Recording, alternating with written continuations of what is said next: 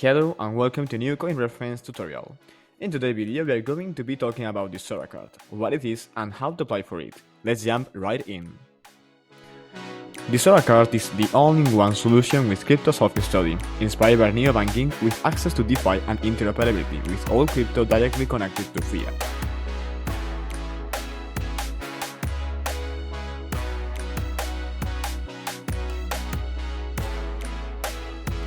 And now, let's see how to get our Sora card in just 6 steps.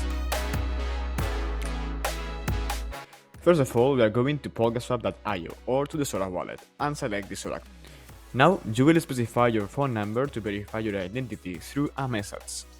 Just copy and paste the message code for verification and continue. In this fourth step, you just have to indicate your first and last name to continue. Enter your email for email verification. And now complete these 4 steps for the KYC of the Sora card, and you are ready. Once your Sora card is approved, you can start spending with Stolen Freedom. If your verification has been denied or you have any kind of doubt, you can contact the following channels.